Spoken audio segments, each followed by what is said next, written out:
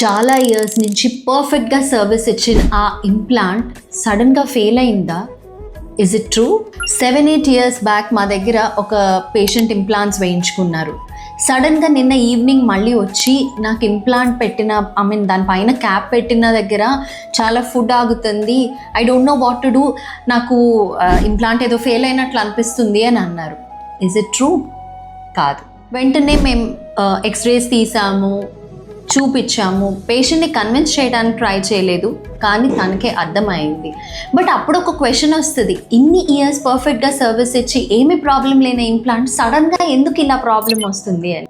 దీనికి ఆన్సర్, మన ఇంప్లాంట్ ఏం చేంజ్ అవ్వదు. యాక్చువల్లీ చేంజ్ అయ్యేది దాని చుట్టూతా ఉన్న ఓరల్ టిష్యూస్.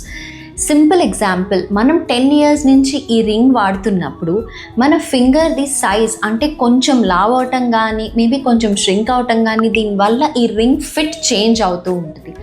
సేమ్ అలానే మన ఇంప్లాంట్ క్యాప్ చుట్టూతో ఉన్న టిష్యూస్ కూడా ఒక్కొక్కసారి with age and time change అవ్వచ్చు. So that is perfectly normal. అంటే ఇప్పుడు మన గమ్స్లో అయిన ప్రాబ్లం వచ్చినట్ట కాదు. ఇంప్లాంట్ క్యాప్ చుట్టూతో ఈ చిన్న స్పేస్ వల్ల ఫుడ్కి కొంచెం పార్కింగ్ స్పేస్ దొరుకుతుంది. ఈ పార్కింగ్ స్పేస్ వలన ఒక్కొక్కసారి ఇన్ఫెక్షన్ స్టార్ట్ అవ్వచ్చు. ఇప్పుడు దాని గురించి ఏం చేద్దాం?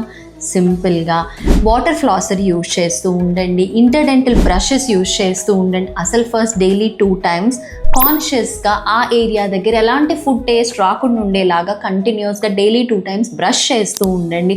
And more than anything else 6 monthsకి ఒకసారి డెంటిస్ట్ని కలవండి. ఇనీషియల్ స్టేజెస్లోనే ఇలాంటి ప్రాబ్లం ఏదైనా ఉంటే అరికట్టచ్చు. ఇంప్లాంట్ అనేది మీకు మాకు ఒక చిన్న అగ్రిమెంట్ లాంటిది. మా వర్క్ మీకు ఇంప్లాంట్ పెట్టి దానిపైన క్యాప్ పెట్టంగానే ఫినిష్ అయిపోతుంది, కానీ ఆ తర్వాత స్టార్ట్ అయ్యేది మీ వర్క్. సో కంటిన్యూస్లీ మీరు మీ వర్క్ సరిగ్గా చేస్తున్నారా లేదా 6 monthsకి ఒకసారి ఇవాల్యుయేట్ చేయించుకుంటూ స్మైల్ ఫర్ ఆల్కి వస్తే ఇలాంటి ఏదైనా ప్రాబ్లం ఉన్నప్పుడు చాలా ఎర్లీ స్టేజ్లోనే డయాగ్నోస్ చేస్తాం.